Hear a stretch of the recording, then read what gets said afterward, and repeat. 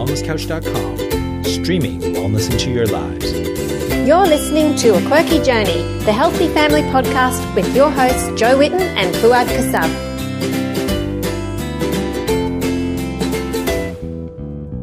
Hello and welcome to A Quirky Journey. Today we have with us a very good friend of mine, and Fuad and I would love to introduce her. Hi Fuad. Hi Jo, how's it going? Good. And we have with us Jen Shaw. Hi Jen. Hi. Jen lives in Toowoomba. Sorry, I didn't mean to interrupt you, Fuad. No, I'm just saying. Hello. Jen lives in Toowoomba, and she is an amazing mum of how many? 7. I lost count. 7 8 if beautiful. we include my husband. What was that? 8 if we include my husband. Oh, yes. Well, that's true. That's true. The And I other do. Don't I have to stand up for the men in this situation. Jen has a really interesting story of her own health journey and also what she's doing to help others. So we thought it would be a great story to share on here with you guys, and I think you'll get a lot out of it, especially for those of you who have large families or for those who are just like trying to eat healthy on a budget, which is probably most of us. And Jen do you want to just explain where people can learn more about you? First off, just like your website and stuff, because some of them may not have heard of you, and also about your cookbooks, and then we'll get into your story. Yeah. Cool. So you can find me on Facebook now by just typing in Jen Shaw, foodie, author, mentor, and change maker. But the I've changed. It used to be Barefoot Kitchen. Yes. But I'm changing this year a little bit. But my website is still barefootkitchens.com.au, BARE. And we also have a little chat group called Living on Little. So it's really designed to, for different people in different health journeys, but it's all about the budget. How we eat better on a budget, regardless of what food philosophy you might be following. Awesome. And my cookbooks are Living on Little is my most recent one, and it is focused on main meals for families, the stuff that we eat all the time, but stuff that I've always eaten. And I've tidied up recipes, old recipes, my grandma's, my mum's, my auntie, and just made them a bit healthier. And I also have a lunchbox book, which is pretty handy for this time of year when everyone's going back to school. And again, it's sort of focused on what we do. There's nothing too fancy in there. And using philosophies like being organised and stuff like that, you can really make the most of the recipes in there. So, yeah. It's awesome. Well, we'd love to hear your story. So do you want to kick it off with, what things were like for you growing up and why you got interested in health and what changes it's made for you? Well, I guess to start with, I am a huge lover of food. I've always loved to eat and cook and make food. I can remember getting in trouble when I was a little girl for making chocolate cakes in my bedroom when I was about 5. And oh my goodness, we're like twins. I used to make food in my bedroom too. I got in so much trouble. And I've just loved to, create food, but I never, my family are all from the country, so stuff like meal planning and meal prepping was already ingrained into our family. But we ate pretty good, growing up. We ate meat and 3 veg and things like that, but we did eat a lot of bread. And then later on, growing up, when my mum was a single mum, we had to live really tight. There was no dad around. He wasn't paying child support, so mum was paying off the house and working full time, eating really, really tight food. And I guess nobody ever had a conversation with me when I was young about I was a very shy child. Well, everyone would say I was a shy child, but I did have a lot of anxiety. I now know that I had a lot of anxiety as a child. But nobody, and different things. I had a lot of eczema, a lot of skin issues, dermatitis, eczema, and then as I got older, a lot of acne and skin stuff, and a lot of respiratory issues. I always had chest infections and asthma and things like that. But I'd go to the doctor, and nobody ever said, hey, you should try changing up your food. Here's a potion to try, here's a cream, here's a pill. As a teenager, actually, when my anxiety was getting worse and the hormones were going all crazy, rather than saying, hey, let's have a look at your diet, they said, here's a pill. And so, yeah, the concept of food and changing up my lifestyle was never introduced to me as through my adolescence at all growing up. It just wasn't there. And I don't think anyone, was being nasty about it or whatever. It was just that thought process had never been put through to my parents or my grandparents. It was just not there. So when I was about 13, I was out of my family home for sort of reasons beyond my control. Family life wasn't very nice. And I did find myself living in a foster home where budget got even tighter. There was a lot of kids in that house, and my beautiful foster mother had to make things stretch out, and that was with a lot of rice and a lot of bread products. So all the while I was suffering with anxiety and lots of skin disorders in acne, and my hormones were going crazy, and we were sort of just feeding it with what I now know food that was just amplifying that stuff. I was a mum quite early. As a mum at 16, I did a lot of, life threw me into a bad place, but I also made a lot of bad choices because of that. And my early years, my teenage years, from 12 to about 18, are quite molded, I guess. I can't really sort of describe them in really shady, I guess. My anxiety and stress was out of this world. I was lost emotionally. But yes, the birth of my daughter, what really started to turn things around for me, and the help of a lot of mentors and role models around me who said, you can either suffer in trauma or you can turn this into something awesome. And so when I met my husband, who was an athlete at the time, he was a professional boxer, now he's a coach, I accidentally stumbled across this concept of using food to fuel your body. Obviously, athletes do that. And I accidentally, we were changing things in our diet for him to help him perform better and lose weight and gain weight. And I was eating with him, as wives do. And I accidentally realised how good I was feeling by eating back then we were just eating things like grilled chicken and some basic salad, tuna, basic veggies.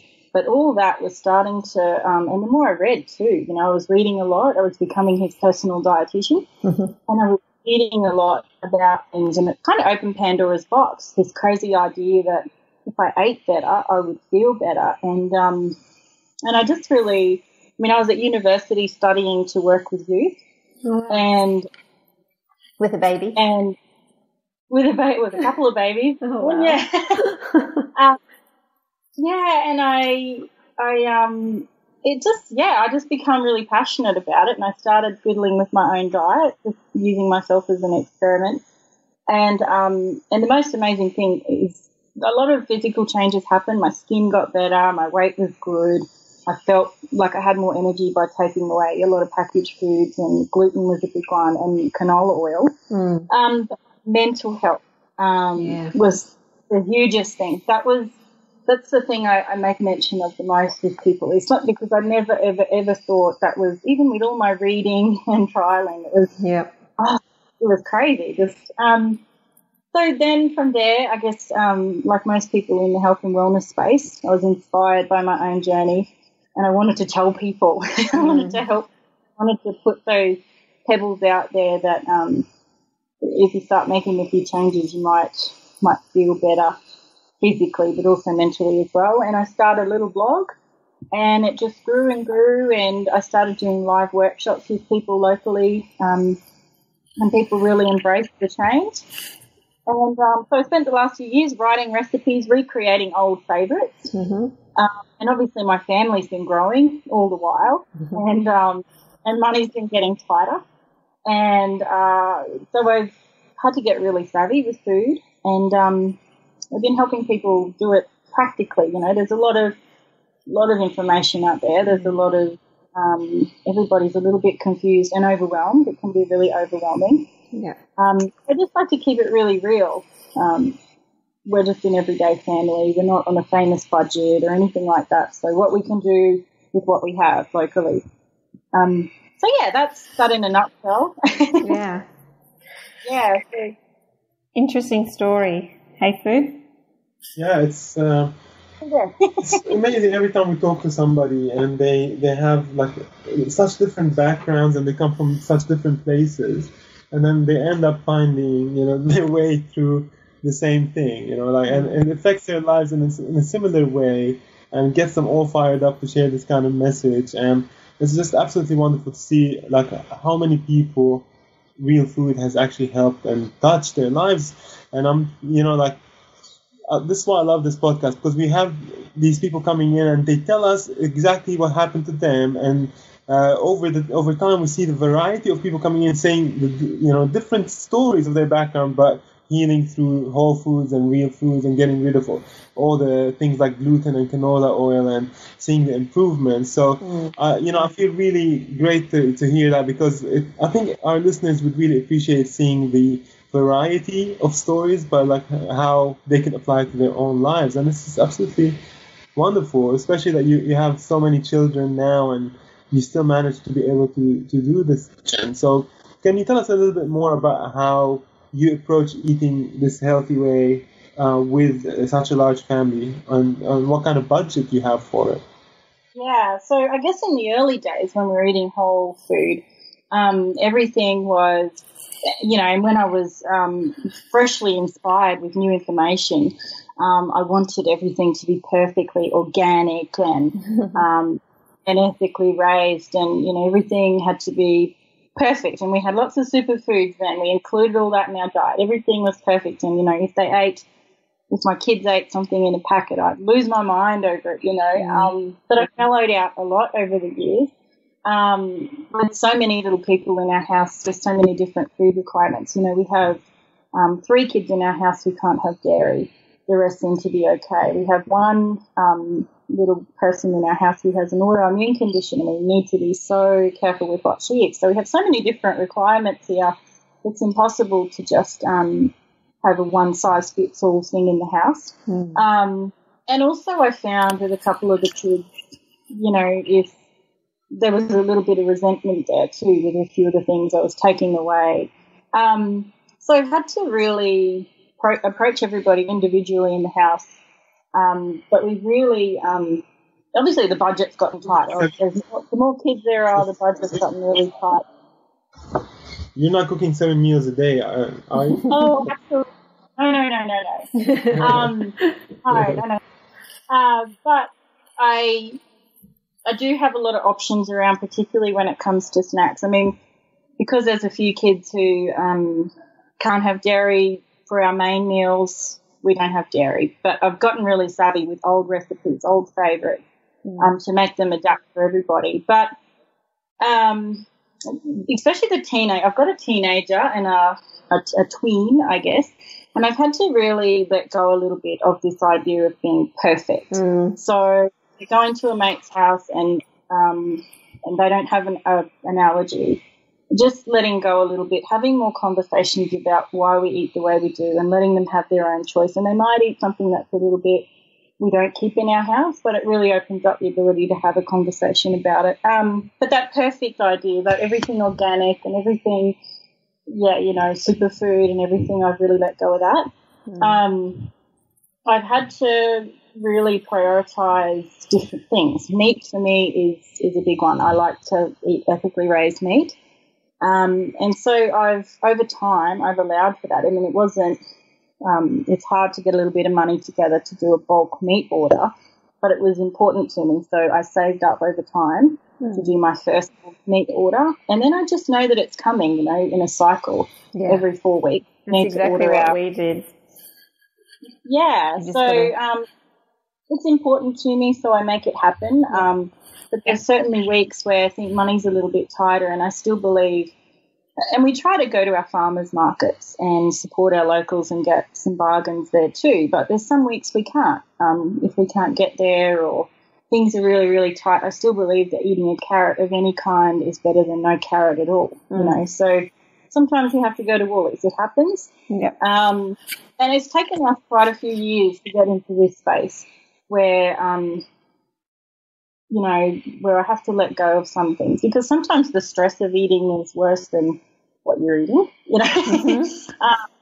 I used to beat myself up if I were doing my groceries at Woolies and I was getting the veggies from there. I go, oh, crap, I feel really bad because I had to let this idea of perfectionism. I did. I sort of, for the first few years, if I wasn't doing everything perfect, it really beat myself up about it. So, but meat is a big one for me. It's a big priority. So, I plan ahead and get savvy with that. And also, not going for all the perfect cuts of meat. You know, we eat a lot of slow cooked meat so that we can really make use of everything.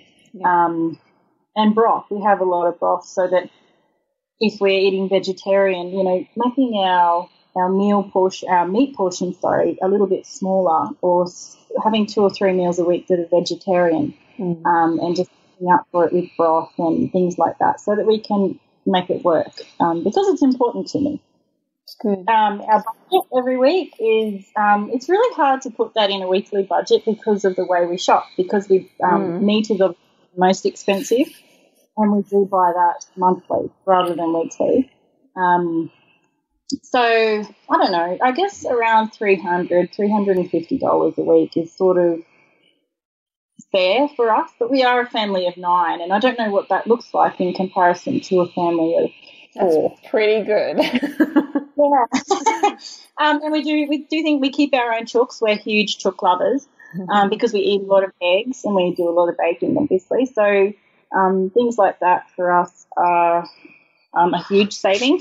And we don't have a beautiful big fruit and veggie garden because I don't really have the time, but I try to do things like grow my own herbs. So little bits and pieces along the way, but it's not something we changed overnight. It's just, right, I want to eat really well. It's a priority to me to eat well. So how am I going to make small steps over time to make that happen? So we're still growing. We're always ever growing. The next step for us is to get our own sheep so we can, so that's our next goal, so that's one less expense for us. Jen, so what's your personal food philosophy? You mentioned eating ethical meats, so that's definitely something that we share. But do you sit in any kind of ideology? Do you eat paleo or whole foods or gluten-free in particular? Where would you classify? I used to be very strictly paleo. The whole journey, this food journey for me, started by being very strictly paleo. And I still appreciate and love everything about paleo because it gave me a set of rules. It gave me something to look to and a community to be a part of, so that I could learn how food impacted my body. And from there, as I said, I started to relax over the last few years, and I've started to just, because I'm learning the way food impacts my body and my mental health, I sort of now know what food makes me feel crappy and what food makes me feel good. So I guess whole foods and gluten-free is, if I had to pop it in a word, but really just listening to my body. Canola oil is a big one. I mentioned that before. I've been having canola oil since I was born, probably, and I hadn't realised until I took it away and then had put it back in my body again that I break out in this extremely painful rash and my mind goes foggy from canola oil. But, my body just found a way to cope with it, I guess, since I was little. And it wasn't until I took it away and started listening to things when I started to put them back in. But, so my food philosophy really is staying away from what makes me feel crappy and including more of what makes me feel good.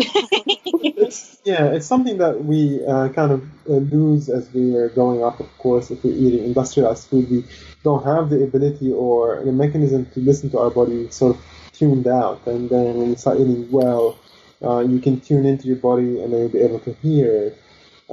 Which is one thing that Joe and I talk about a lot, is we say to people that they have to go on a healing diet, which will allow them to listen to their body, and then after they've healed and they've got that mechanism in place, and they can start opening up their diet to something a little bit more permissive, perhaps, that's not as restrictive as it used to be. And no one really wants to be dieting for the rest of their life. We want to sort of heal and come back to a place where we can eat real food. But Jen, back with this idea of eating on a budget. One thing that a lot of people who are eating like a standard Western diet, they'll have a lot of filler food. So I'm saying like rice or breads and pasta and things like that. When you moved away from that kind of way of eating, and I'm assuming you still have filler food in your diet that will sort of make your kids full but won't cost too much money. Is there anything that you have in your repertoire that you recommend? We'd like to eat a lot of fat. That's something that we have tried to switch over to help our kids. We don't eat, in the holidays at the moment, my kids seem to be eating a lot, but generally speaking, we don't eat. In the old days, I used to find myself spending a lot of time eating, but now breakfast is our main meal of our day. We like to fill up on lots of beautiful, good fats, proteins, and lots of veggies for breakfast. Yay. And that's completely opposite to what we used to do when I was a kid, because brekkie was sort of wheat bix with toast, and then we'd have morning tea, then lunch, then afternoon tea, then a snack, and then we'd have this gigantic meal at night time, and then we'd go to bed and do nothing with that energy. But so a big part is shifting our bigger meals to earlier in the day, and in holidays and weekends, we don't necessarily have breakfast at 7 o'clock. We stretch it out a little bit and have it a little bit later. So good fats and protein is how we do that. Not everybody loves avocado in my house, but that's definitely my favourite. And eggs, we love, obviously we have chooks, so we have so many eggs, it's not funny. And lots and lots and lots of vegetables and different colours, what's in season, to help us. I find the better quality of vegetable, the more vitamins and minerals it's got, and I like to think of these like imaginary vials inside my body that say, cool, we've got enough of what we need. Don't need to eat. We're not hungry anymore. So when we're sort of in that pattern of eating like that, we use that stuff as food. I do have a little bit of rice for myself personally, but I still like the avocado, those good fats is what really, what we try to rely on anyway. Yeah, avocados were incredibly expensive here recently. They're like $6 for 2 or something like that, or $7. Yeah, wow. Avocados are expensive. I guess we look for those little roadside stalls when they're in season, and we try to go crazy with them. But and coconut water is another one. A lot of fat-based smoothies, which are awesome when you're busy. We've got kids going to high school and primary school and work, and my husband and myself have got to get ready for work. And so those smoothies are fat-based with coconut water and veggies inside there too. We're getting really savvy with smoothies. What's one of your favourite mixes?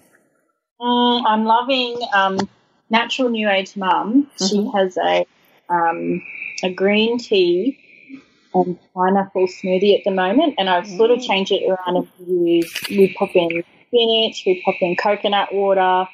What else do we put in there? Mint, ice, obviously, a bit of chia, and sometimes we chuck in a few cashews and things like that as well. So I'm not very good at sticking to recipes, but her base recipe, I think it's called the pineapple green tea smoothie, and I just add lots of extra things to it as well. So that's one of my favourites, and I know the kids love that. And what fats do you add to it? We like it's got the coconut water, it's got the chia seed, and I love cashews. We chuck the cashews through there as well. You don't add coconut oil or anything? Occasionally I'll add a tablespoon or two. Yeah, it just depends if the kids watch them. Yeah. Not real savvy on having a tablespoon of coconut oil off the spoon yet. But, if they're not around, I might slip one in. That's what I do with egg yolks. Is anyone looking? Yes. Right, chuck some egg yolks in the smoothie. Hopefully my kids are not listening to this. It's so nice. They add so much texture creamy. to it. As an athlete, my husband being an athlete, that was something he'd do before a fight, actually, in preparation, was eat a lot of egg yolks, but he'd just mix them up plain. Gosh, I wish I knew. We were only at the beginning of my journey then, but if he were a fighter now, if he was still an athlete, I think I would do so much more. So much better for him, yeah. Oh, but anyway, you can't. You did amazingly, I'm sure. Yeah. Do you want to... Sorry, go think ahead. about I'm doing the path. You know, Joe, I tell you once that I had a dream maybe like 3 years ago after I dreamt that I ran into my uncle back in like the 70s somehow. Like he was at university, and I walked up to him and I said, "Tell my dad that he should put me on the paleo diet." And when I come, it's like it had affected me so much, you know. And I was thinking like 30 years of my life were spent in disease, which I could have avoided. You know? So I wish I knew about it back then, you know. But of course, I wouldn't have had the life I've had. So that's it. It's always the same thing. And I say I'd never realised how sick I was growing up until I could, you know. I didn't realise how bad I felt until I could. I don't know. Does that make sense? Yeah, it makes sense to both of us. We've both been through the same thing. You don't realise that it's not normal until you feel better. You just think this is how I'm supposed to feel. You know, this is. It's common, but it's not normal. It was normal. You know, I thought if I ate, I should feel sick and bloated. Like I thought that was normal. So sad. Yeah. Wow. Wow. And with my anxiety and stuff, they just say to me, if I tried to talk to anyone about it, professionals, they would just say, "Oh, it's just part of your genes. It's just genetic. You just wire. That's how you just accept it. That's how you have to be." Or they say it's part of your hormones. You're growing up. You're going to go through anxiety, which it shouldn't be. Yeah, no, it shouldn't be. But I wish, and it's nobody's fault. That's just the way it was. But I wish somebody had a conversation with me a lot earlier. But that's what we plan to do, though. We want to have those conversations with young people. So you need to tell us about your project. Yeah, so my exciting new project, my absolutely huge, little bit terrifying project, is launching a social enterprise here in Toowoomba in the way of a cafe. The idea came from, I was inspired by, like I said, I was studying to work with youth a long time before my food journey started. I've always been passionate about giving back to young people the same way it was given to me, through mentorship, through adults who had nothing to gain, but they just wanted to see me reach my full potential. They knew I had potential and they just wanted to unlock it. And that wasn't always, I wasn't very good in clinical settings, sitting in a psychologist chair and talking about my problems. I was always better when I was taken out to a farm and put to work and just having those real conversations with adults who got me. Yeah. And so I was inspired by a cafe in Melbourne called Street, and they're doing awesome work with homeless youth via catering, coffee roastery and bakery. And I saw them doing this, so totally not-for-profit, self-sustainable business where they're giving youth a second chance at life. Youth who are in foster care, youth out of detention, youth who've got barriers, which might be physical or mental health issues like anxiety. And I thought, you know what, we can do that here in Toowoomba. I can do that. That's something I want to do. It brings together everything I love. It gives me goosebumps, Jen. Oh, so exciting. It scares me so much, like the way that youth, I've been doing programs with young girls in foster care, and we've been introducing, obviously my husband's a boxing coach, so we know the importance of being active as well. And we've been doing being active, cooking skills, talking about the concept of food impacts your mental health, doing things like goal setting, doing gratitude diaries, community, sisterhood. We've been putting these girls together so that they're empowered to carry on this journey themselves. But it scares me that they don't know this stuff already. And so I want this cafe to be a place where they can come in. And obviously training and employment opportunities are huge, but you can't just throw kids who are at disadvantage into a job and say, there you go, life's good now. So aside from giving them that opportunity, we want to do a 8 and 16-week program with them that is focused around being active, cooking, nutrition, goal setting, mindfulness, learning what to do when your head is really noisy, and anxiety might kick in, what sort of things you can do. So what can you eat, your movement, what can you think about? And also making sure you've got a safe home environment. So linking with services to ensure that home is safe, or if they don't have a home, finding them somewhere to stay as well. So it's really a wraparound program in a cafe. Wow. I've been doing a lot of work in Toowoomba in food, and I really think the community will support it based on not only what we're trying to achieve, but also the food that we'll serve, which will be local food, cooked from scratch, a good menu that's free from as well, so that there's food for everybody included. Getting the whole community involved when it comes to ingredients. We've got lots of meat producers and lots of farmers in our region who we can support as well. And hopefully link those kids, once they've gone through our program, which is either 8 or 16 weeks, link them into other employment opportunities. So maybe they're passionate about hospitality and we'll link them to another cafe or restaurant. Or maybe they're passionate about farming and we can link them up with a farmer or something like that as well. But it's going to be huge and it's going to be awesome. I'm really excited. I'm excited. I want to come see. So when do you open? Well, we're going to kickstart a major crowdfund campaign next month. Okay. Obviously, this is totally not for profit, so these things always take a lot of money to set up. Yeah. Going to apply for lots of grants and get it kickstarted, but once it's started, it'll be really self-sustainable. I hope. But we've got a really good team on the ground who are putting things together for us to make sure it has the best chance of working. Yeah.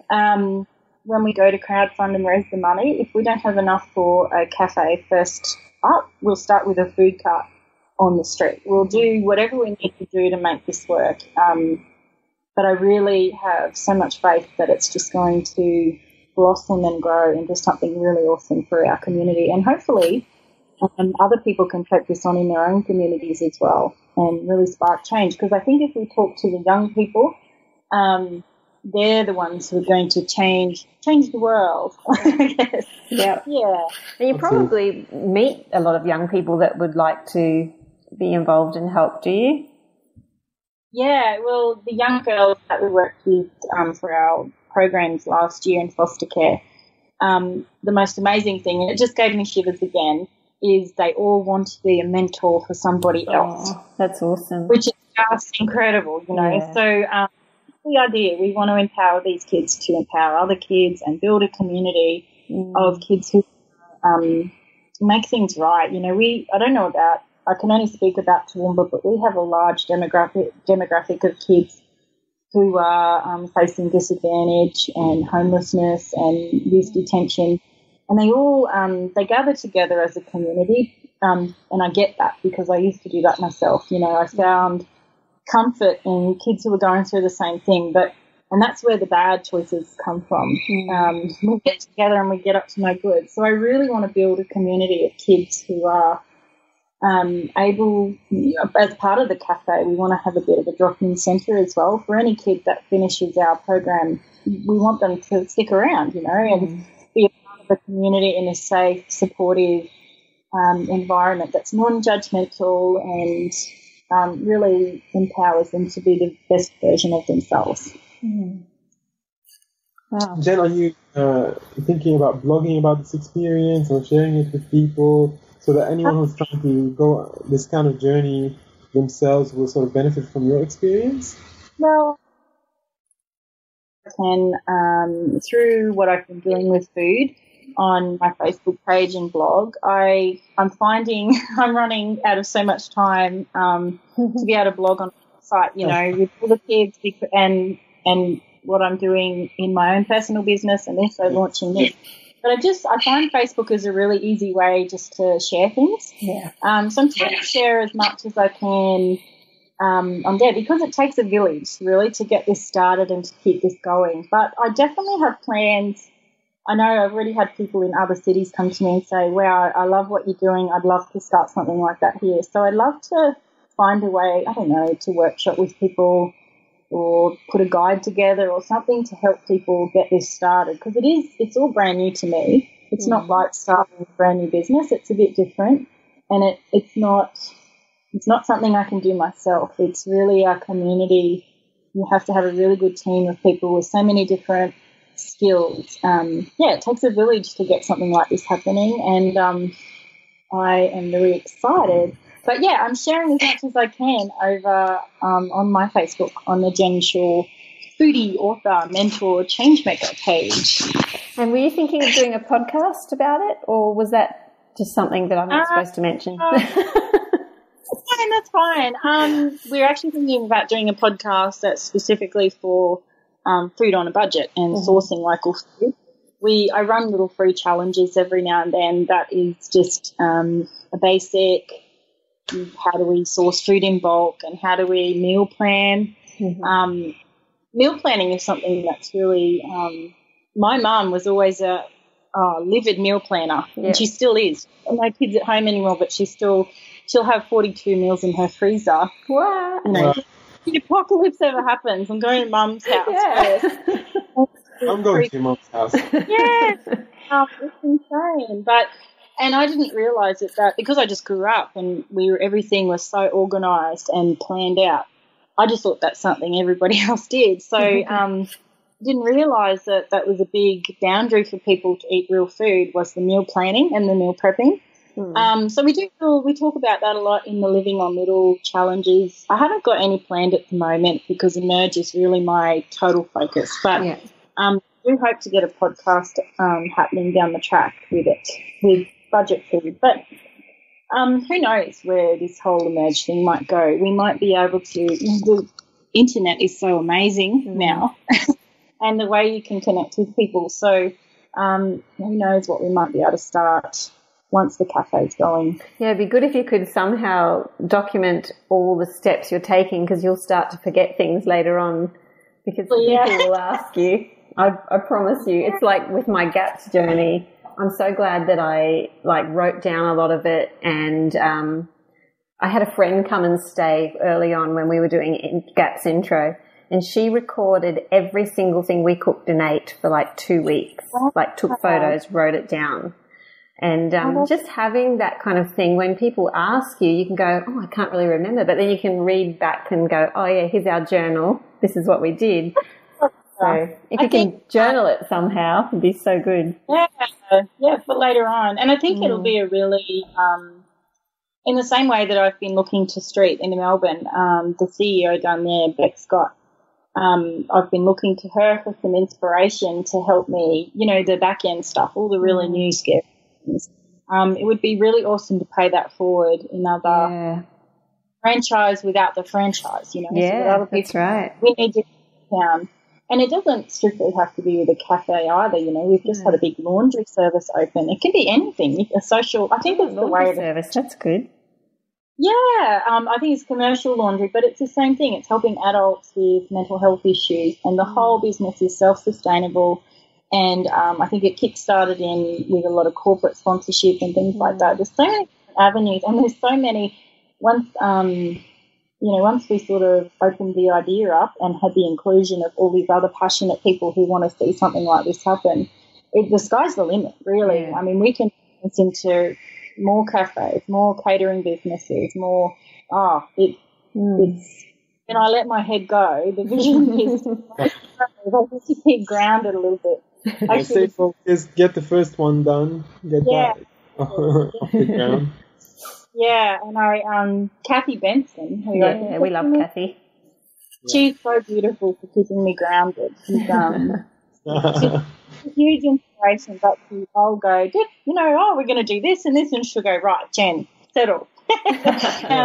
So, she's an absolutely beautiful person, and, She's helping you out with this then? Yeah, it's something that's really important for her as well with her beautiful daughter Freya. And she's talked about opening something similar. So it's going to benefit so many kids and really give them the opportunity to become the very best versions of themselves. So, and we're having a great big meeting in Toowoomba on the 5th of February. So I'm doing a meet and greet. So many people are interested, and I've been answering so many emails and messages, trying to keep people in the loop. And I just said, let's have a big meeting and a cup of coffee. So I assume that after we have that meeting, so many more people will be on board. And have you got a link somewhere to the details about that meeting that we can share? So, there's an Emerge Facebook page. It's the EMRGE Facebook page. But obviously, if you go to my Facebook, I will be sharing links on there as well. So either the Emerge Facebook page in the events section, or on my personal one, the Jen Shaw Foodie Author Mental Change Maker. We'll definitely share that. Yeah, we can put that in the notes as well. I've got friends in Toowoomba I know would be interested too. Beautiful. And it's going to take, we've got lawyers on board, we've got accountants on board, and we've got so many youth workers on board, people who have worked with refugees before, so many different perspectives and skills and stories. That's what it takes to bring it. I can't do it all. And it's not my cafe. This is Toowoomba's cafe, and it's our responsibility. It's Toowoomba's responsibility to the youth here. So, there's going to be lots of good. Yeah, wonderful stuff. And I think if more people start working towards feeding this kind of positivity into their community, we'll see really radical change across the entire landscape. And it's very important that we no longer behave in ways that separate us from each other, and everyone's living in their own houses and dealing with their own problems. Let's bring all these things into the community again and start helping each other out. And it's an amazing outreach that you're doing. Well done, congratulations. So you should be very proud. And you guys will have to come visit. We will, definitely. Fuad can cook an amazing menu, and I'll be his offsider. Yeah, no worries. That would be fantastic. Yes. I'll come and do a lunch. We want to open that up too, is being able to workshop with people like yourself, with kids who've got, we're going to identify a lot of kids with a passion for food in the same way I was one of those kids, and being able to give them opportunity to speak to people like yourself and learn more and find out how their own story fits and relates to other people would be really important as well. Yeah, that's good. Well, we should just recap quickly and give everyone a few takeaways to think about and work on. Can you just really quickly give a couple of tips to our listeners for, if they've got a family, they've got kids and they're sort of struggling to get started with healthy eating. What do you think, in your viewpoint, is most important to just start with? Just starting is probably one of the biggest tips. It can be really overwhelming, and going in, I know a lot of people like to, but I don't like to. Don't go in and throw everything out straight away and try to tackle it all at once.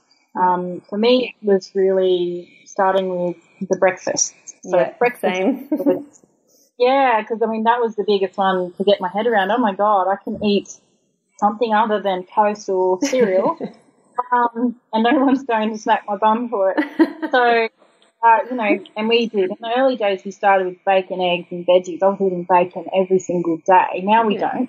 But I'll be bacon now. So breakfast, starting with breakfast. Don't worry about the other meals just yet, because it'll start to catch on in your own body and in your own house. Don't make a big deal about it. I found a bit of resentment with my kids early on because I was declaring things. We're going to throw out this. We're not going to have that. And they immediately found resentment. Yeah. But when I just change things, I don't talk about it. I don't make a big fuss about it. I just create a beautiful meal and they sit down and eat it and we enjoy it. And they really love that, rather than mum lecturing again. Because the first thing to do when mum starts lecturing is they switch off. So that's probably my biggest tip, especially when it comes to the kids. Yeah. Meal planning, like my mum, plan 8 meals a week, 8 main meals a week. So pretend that there's an 8th day in the week and always have a spare meal there. That way, if you get caught up and you don't get to the shops or you're having a broke week in a couple of weeks down, you've got those 8 meals, which might make up a week of meals when things are not so good. So meal planning and meal prepping is my biggest tips, and that's how you'll make it work.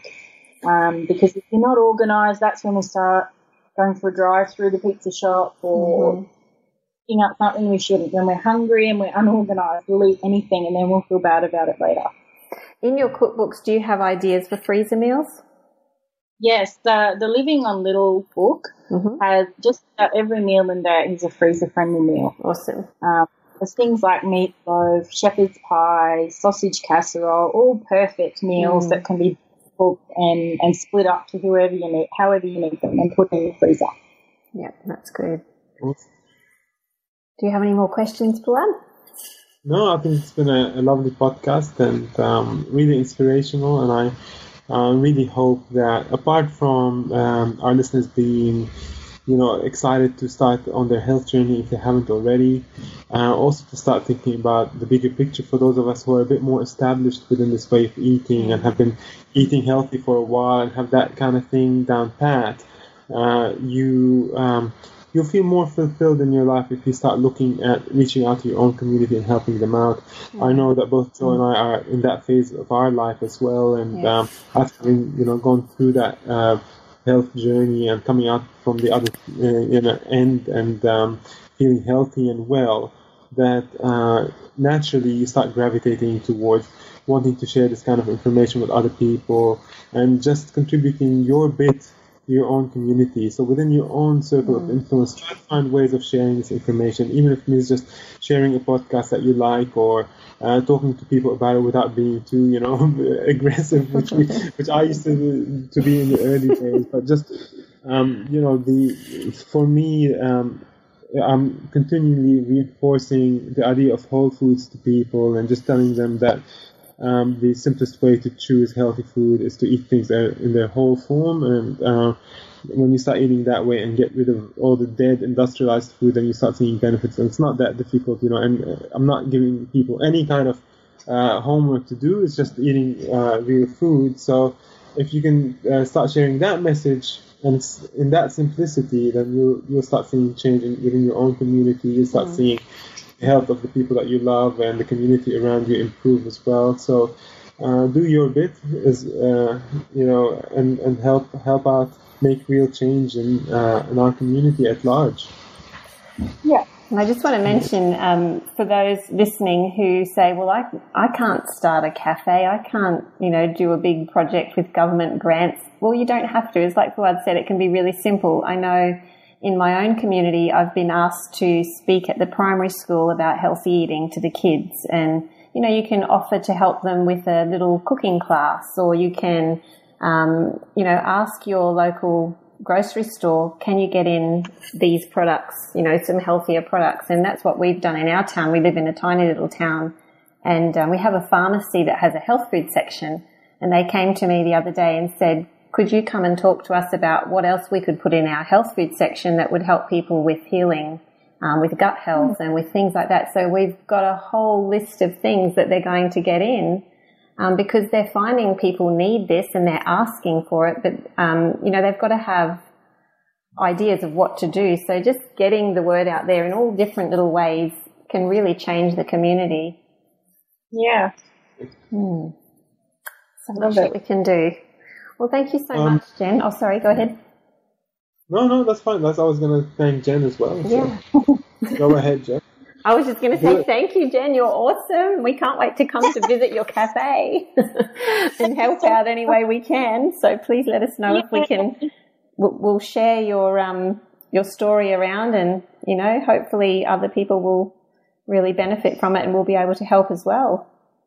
That would be awesome. Thank you so much for having me. Yeah, thanks, Jen. It's been a pleasure. So before we go, guys, I just want to remind you about a few things. Firstly, those of you who have ordered our cookbook, Life Changing Food, that's still on track for March 2017, so not long now. We're very excited that printing the covers already, which is really cool.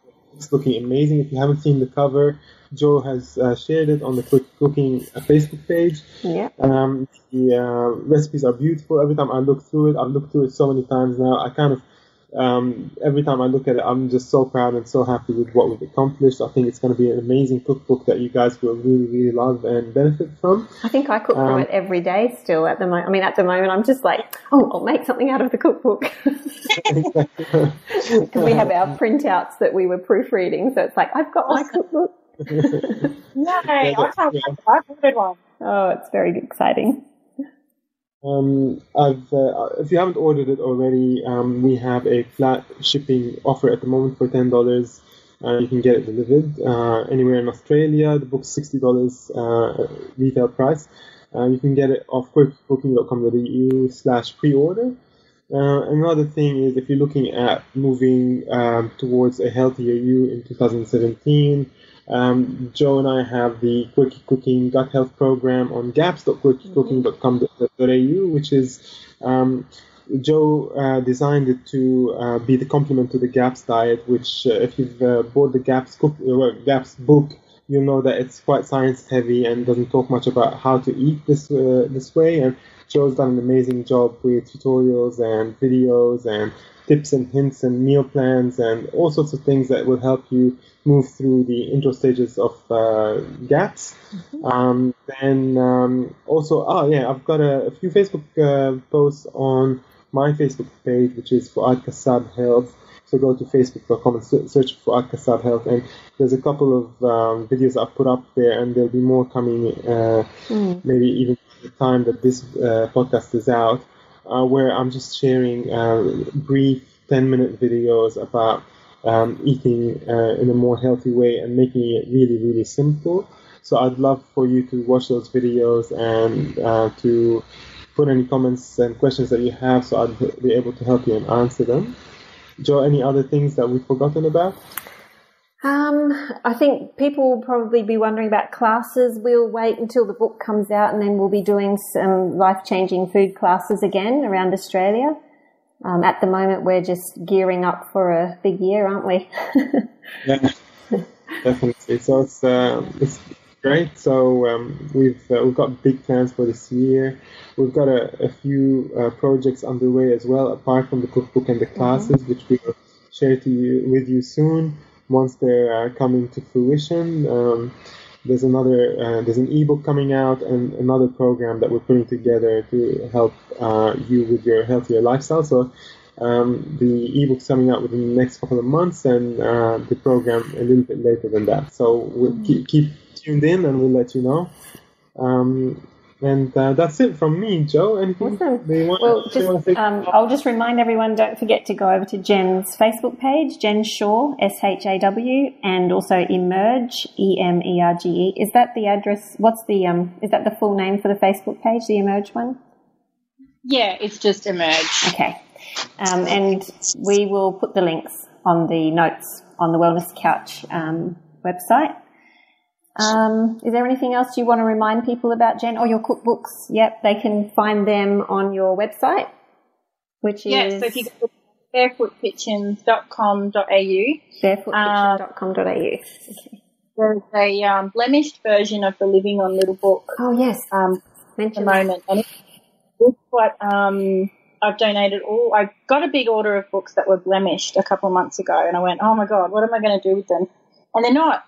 They're only annoying to me because I created the book. The context is really hard to read, and there's a blue wash on an information page. And so I've donated them to Emerge, and so every dollar, they're only $11.95, and the book's $24.95, so it's a huge bargain. And after postage, every cent goes straight back to Emerge to help us with all the setup costs. We're paying all sorts of money to be registered as a genuine, authentic charity. So it's a good way for you to get a cheap book full of awesome recipes, but also to do something good. So that's also on barefootpitchens.com.au. If you follow the links, click cookbooks, and you'll find it from there. Awesome. We'll share that as well. That's a good way to raise money. Yeah. A good cause and a good cookbook. Yeah, absolutely. Okay. Well, thank you so much, guys. And I'm sure we'll see you in Toowoomba sometime this year. Yay, I can't wait. Awesome. Thanks, Jen. Bye, everybody. Bye. This has been a production of TheWellnessCouch.com. Check us out on Facebook and join in the conversation on Facebook.com/The Wellness Couch. Subscribe to each show on iTunes and check us out on Twitter. The Wellness Couch, streaming wellness into your lives. Whilst the Wellness Couch presenter endeavor to provide accurate and helpful information to their listeners, these podcasts cannot take into account individual circumstances and are not intended to be a substitute for health and medical advice from a qualified health professional. You should always seek the advice of a qualified health professional before acting on any of the information provided by any of the Wellness Couch podcasts.